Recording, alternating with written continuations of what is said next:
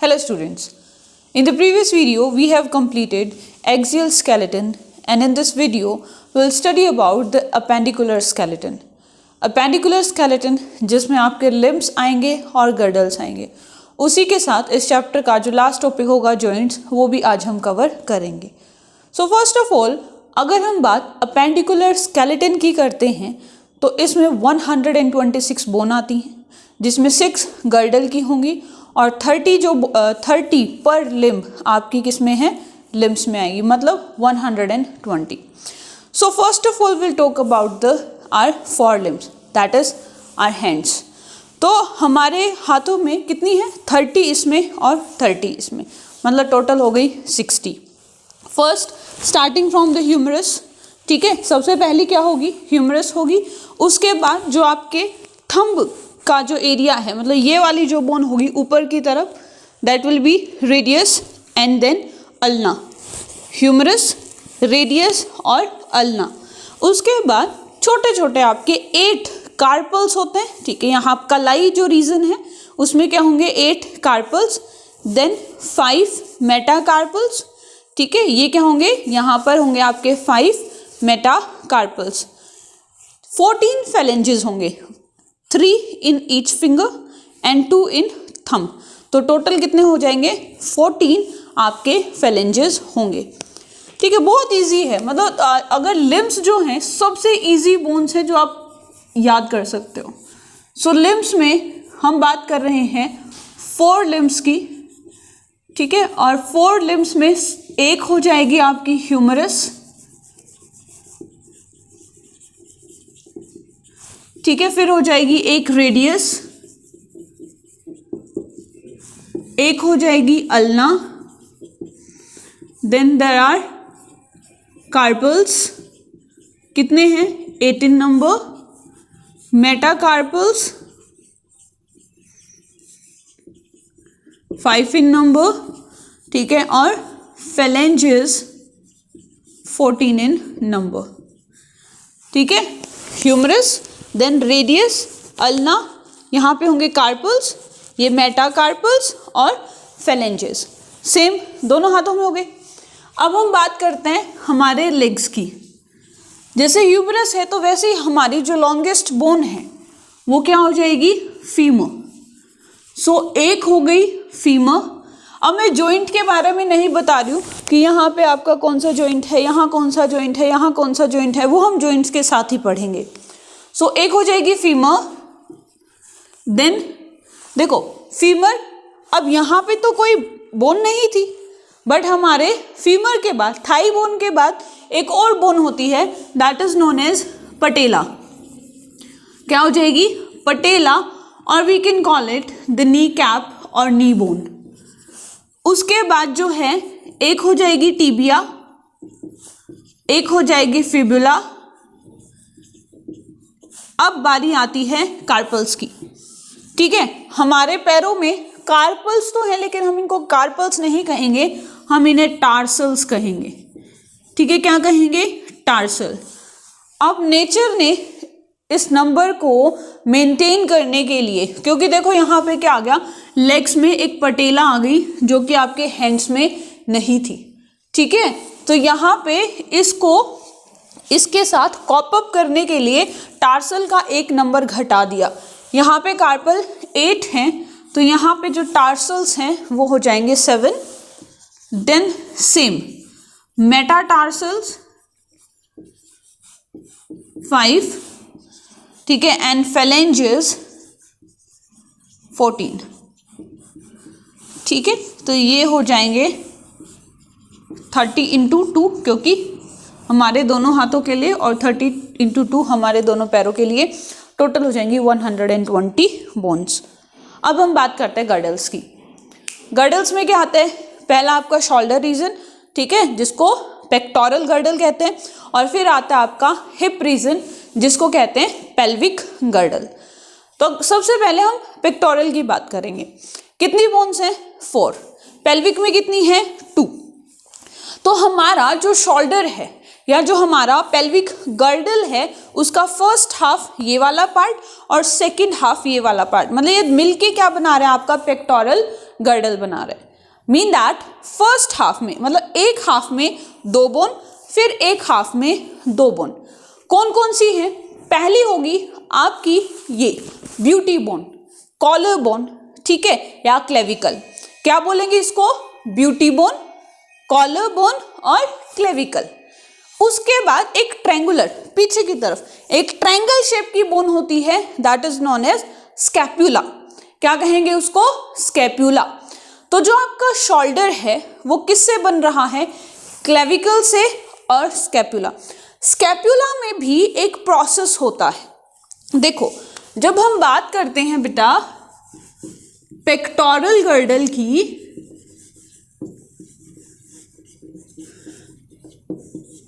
जो स्टर्नम है, स्टर्नम का फर्स्ट पार्ट है मैग्नम, वहां से क्या होगा, उसके ऊपर से एक एस शेप बोन निकल रही है, दैट इज क्लेविकल। ठीक है, तो यहां से क्या हो गया कि भाई ये क्लेविकल निकल रही है। ये जो क्लेविकल है पीछे की तरफ, यहां पर एक ट्रायंगुलर बोन होगी, ठीक है, एक ट्रायंगुलर बोन होगी, that is known as scapula, जिसको हम क्या कहेंगे? स्कैपुला कहेंगे। ये हो जाएगी तुम्हारी क्लेविकल और कॉलर बोन। तो ये जो क्लेविकल जो है वो एक प्रोसेस के साथ, ठीक है, यहाँ पे जो स्कैपुला का एक प्रोसेस होता है, मतलब एक पार्ट होता है जो इस क्लेविकल के साथ फ्यूज्ड रहता है, and that is known as acromion process. क्या बोलेंगे उसको? Acromion process of scapula. Acromion process of scapula, कि ये जो तुम्हारी स्कैपुला जो है, ठीक है, इसका एक प्रोसेस होता है, और ये प्रोसेस जो तुम्हारी ब्यूटी बोन है या कॉलर बोन है उसके साथ ऐसे फ्यूज रहता है। ठीक है, तो स्कैपुला का वो प्रोसेस जो क्लेविकल के साथ जुड़ा हुआ है उसको हमने बोला एक्रोमियन प्रोसेस। और ये एक्रोमियन प्रोसेस ऑफ स्कैपुला, ठीक है, और तुम्हारी क्लेविकल, ये दोनों मिलके बनाती हैं शोल्डर। ठीक है, ये दोनों मिलके क्या बनाती हैं? शोल्डर। तो हम लिख सकते हैं क्लेविकल प्लस में एक्रोमियन प्रोसेस क्या बना रही है? शोल्डर की फॉर्मेशन कर रही है। This is your scapula. ये जो स्कैपुला है पीछे की तरफ, ठीक है, अगर हम बात करें ऐसे तो ये हमारे लेफ्ट हैंड का हो जाएगा। देखो, क्लेविकल देन स्कैपुला। तो ये स्कैपुला हमारे डोर्सल पार्ट में 2nd से 7th थोरेसिक वर्टिब्रा को कवर करता है। रिब केज है, ठीक है, तो जो हमारी 2nd से, नॉट थोरेसिक वर्टिब्रा, 2nd से 7th रिब केज को या रिब्स को कवर करता है, लेकिन कहाँ? डोर्सल। ठीक है, कहाँ से? डोर्सल साइड से। 2nd से 7th रिब्स को ये क्या करता है? प्रोटेक्ट करता है। कौन? स्कैपुला। कहाँ से? डोर्सल साइड से। ठीक है, so clavicle then scapula. Clavicle और स्कैपुला एक प्रोसेस से जुड़े हुए हैं, that is known as acromion. इसके अलावा एक और प्रोसेस होता है, कोरिकोइड प्रोसेस कहते हैं, जो एनसीईआरटी में नहीं दे रखा। और ये जो कोरिकोइड प्रोसेसेस जो होते हैं ये भी क्या है? स्कैपुला का ही पार्ट है, और ये मसल्स के साथ अटैच रहता है। अब स्कैपुला में एक कैविटी बनती है, ठीक है, एक जगह बनती है, that is known as glenoid cavity. क्या बोलेंगे इसको? Glenoid cavity. और इस ग्लिनोइड कैविटी में, ठीक है, ये एक ऐसे कैविटी बनाएगा, और इस ग्लिनोइड कैविटी में हमारी जो ह्यूमरस है वो अटैच रहती है। ह्यूमरस का जो हेड है वो स्कैपुला में एक कैविटी बनती है, ग्लिनोइड कैविटी, और उसके साथ ऐसे अटैच रहता है with the help of a joint known as ball and socket joint. जिस वजह से देखो ये जो हमारी हाथ की मूवमेंट हो रही है ये उसी बॉल एंड सॉकेट जॉइंट है, उसकी वजह से ये मूवमेंट हो रही है।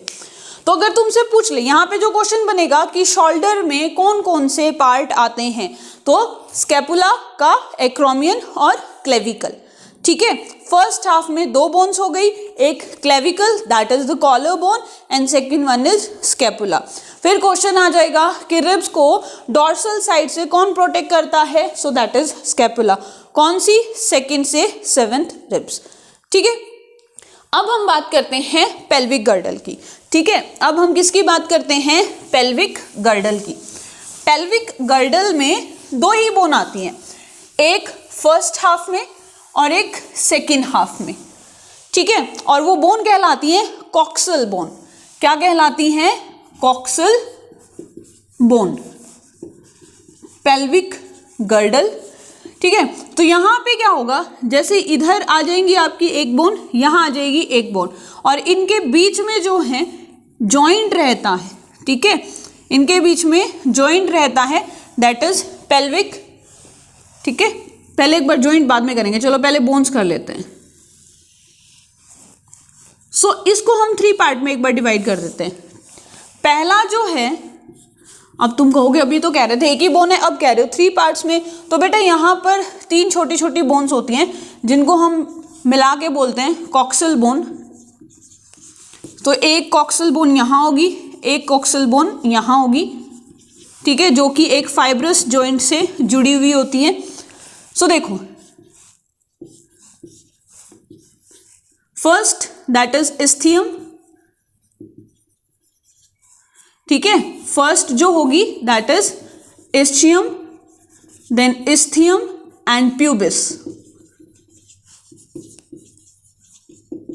इस्चियम, इस्थियम एंड प्यूबिस, ये 3 बोन्स हैं, छोटी छोटी बोन्स हैं जो क्या करती हैं, जो मिलके कॉक्सल बोन की फॉर्मेशन करती है। इस्चियम, इस्थियम और प्यूबिस, इस्चियम, इस्थियम और प्यूबिस, ये फर्स्ट हाफ बना रहे हैं। इसी के बीच में देखो यहीं पर जो होगा आपका जो सेक्रल होगा, ठीक है, और फिर आपकी जो कॉक्सल बोन्स होंगी ये पीछे की तरफ है, और इसी कैविटी में या फिर इसी पेल्विक गर्डल में आपके जितने भी गोनैड्स जो होते हैं वो सारे प्रोटेक्टेड रहते हैं।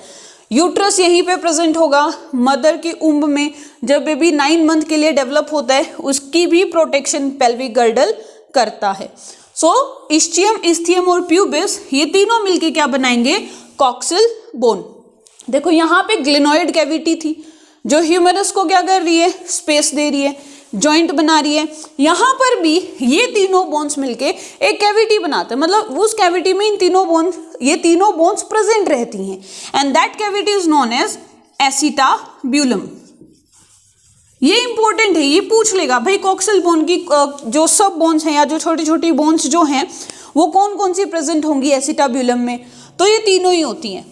और यहाँ पर भी बॉल एंड सॉकेट जॉइंट बनेगा, ठीक है, तो मतलब क्या है कि ये एसिटाब्यूलम हो गया, यहाँ पे हमारी फीमर होगी और ये बॉल एंड सॉकेट जॉइंट बनाएगा।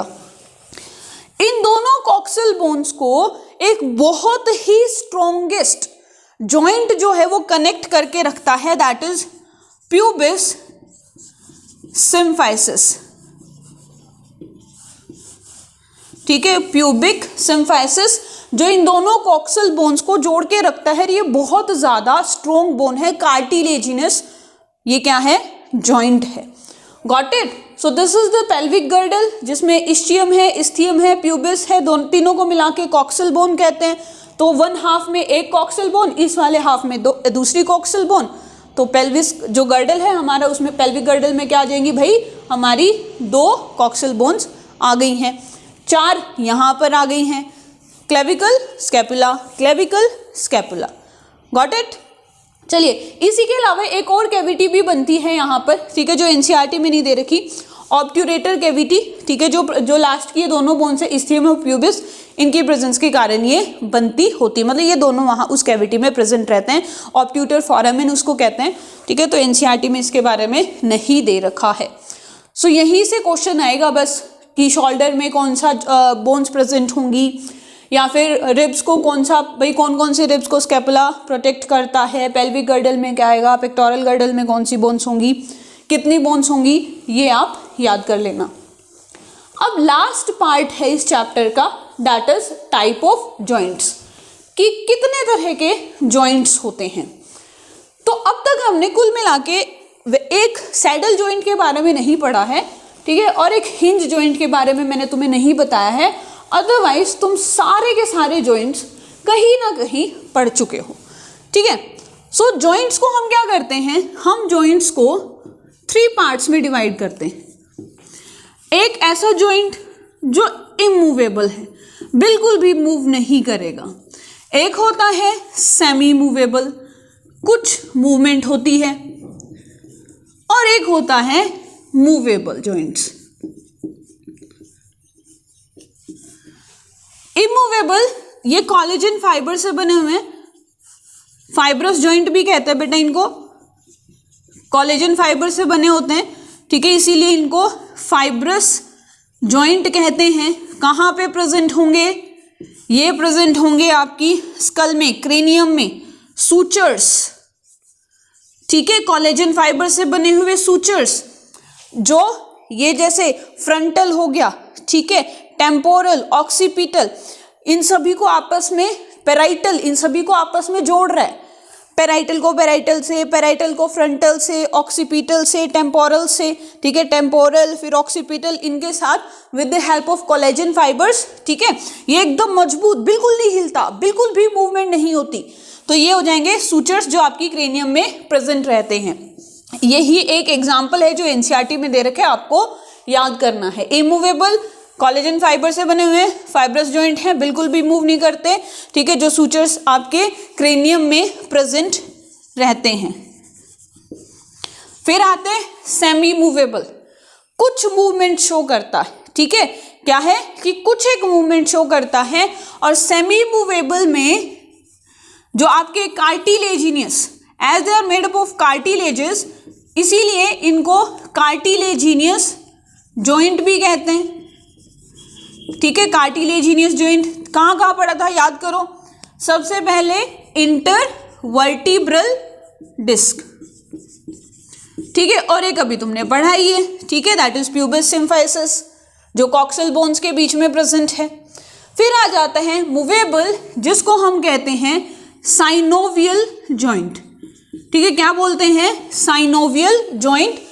ये जो है ये अच्छी खासी बढ़िया वाली मूवमेंट करते हैं, साइनोवियल, ठीक है, मूवेबल जॉइंट्स। इसमें क्या क्या आ जाएंगे, ठीक है, इसमें आ जाएंगे आपके सबसे पहला बॉल एंड सॉकेट, कहाँ प्रेजेंट है, ठीक है, ये जो आपकी ग्लेनोइड कैविटी में, ये ह्यूमरस अटैच है स्कैपुला से, that is the ball and socket. Example याद करने हैं जो एनसीईआरटी में दे रखे हैं।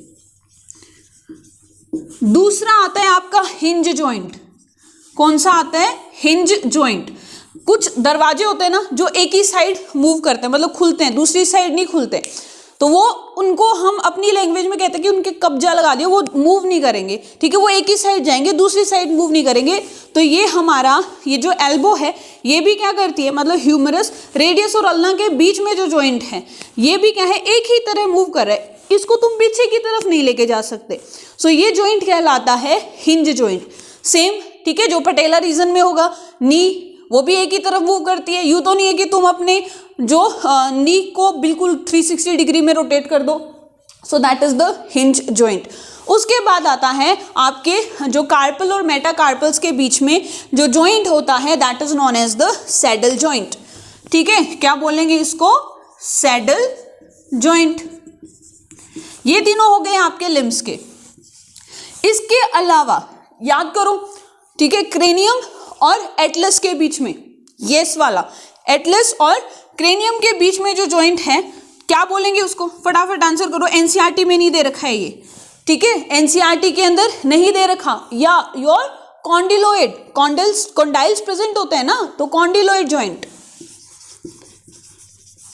एनसीईआरटी में नहीं दे रखा, लेकिन फिर भी पूछ लेता है, ठीक है, तुम्हारे क्रेनियम और जो तुम्हारा स्कल है और फर्स्ट सर्वाइकल वर्टिब्रा के बीच में, एटलस के बीच में जो जॉइंट बना था, उसके बाद एटलस और एक्सिस के बीच में जो joint, no bone, that is yes axis, कौन सा जॉइंट था, पाइवेट। कौन सा जॉइंट था, पाइवेट जॉइंट।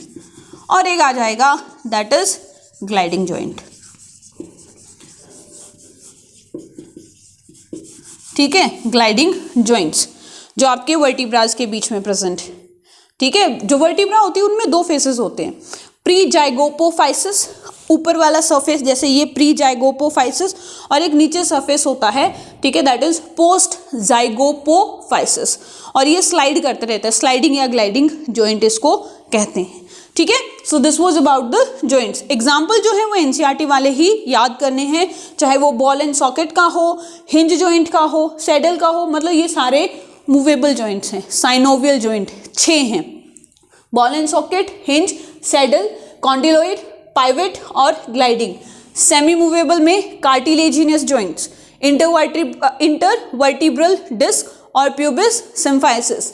और इमूवेबल, ठीक है, जो कोलेजन फाइबर से बने हुए, जो बिल्कुल भी मूव नहीं करते, दैट इज योर सूचर्स। कहाँ प्रेजेंट है? आपके क्रेनियम में। किसके बीच में? पेराइटल के बीच में, पेराइटल फ्रंटल, पेराइटल टेम्पोरल और पेराइटल पीछे ऑक्सीपिटल, इनके बीच में जो कोलेजन फाइबर से बने हुए जॉइंट्स हैं।